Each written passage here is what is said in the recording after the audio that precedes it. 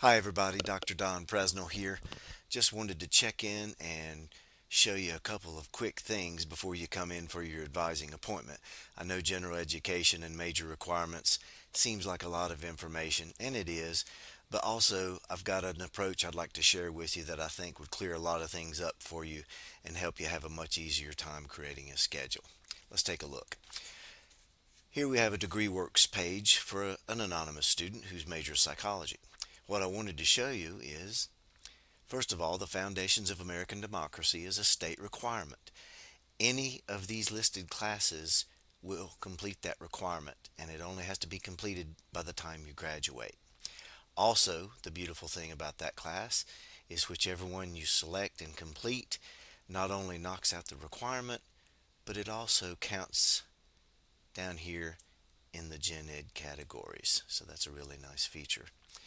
Similarly, here on DegreeWorks, we have what you call designations. These are not extra classes. You actually use Gen Ed category classes to complete those. I'll show you more about that in a moment. Moving on, I wanted to just show you a little, kind of like a magic trick almost. I know you're bombarded with information, but here we are on DegreeWorks.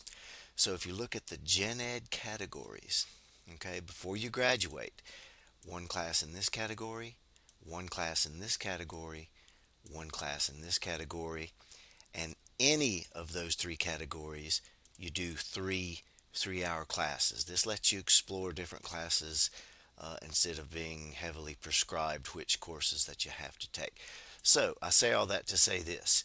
You see these categories here. Well, DegreeWorks is a great tool, but it doesn't tell us what the Gen Ed courses are. It only tells us the categories. So what do? Well, watch this.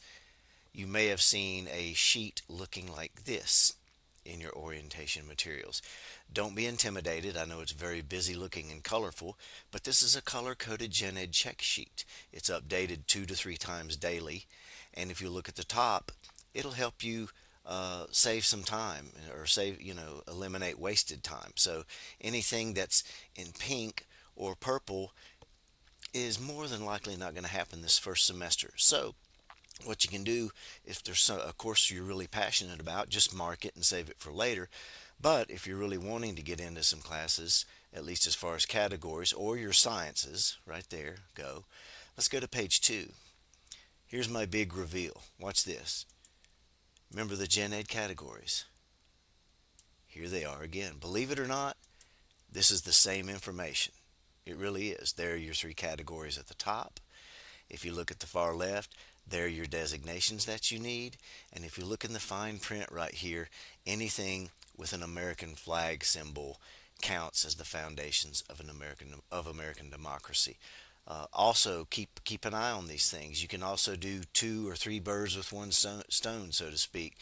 So, for instance, if I know I need a historical studies and I know I need an ICL course eventually, I can find where those intersect and start looking at classes. Of particular note, if you see that symbol there, that would be an actually 3-for-1. You get Foundations of American Democracy, a Historical Studies designation, and the ICL category. So always keep an eye on those double counts when you can. But it's also okay to take any of these courses down here without designations as well. Okay? And let me show you one more thing. So again, Gen Ed categories, but you don't know what the classes are. Gen Ed categories, at least you know the prefixes and the numbers and the availability at this point, but you still don't know what the classes are. So you should have a resource that looks like this, or I'm sorry, this. This is a page in the University Bulletin or College Catalog.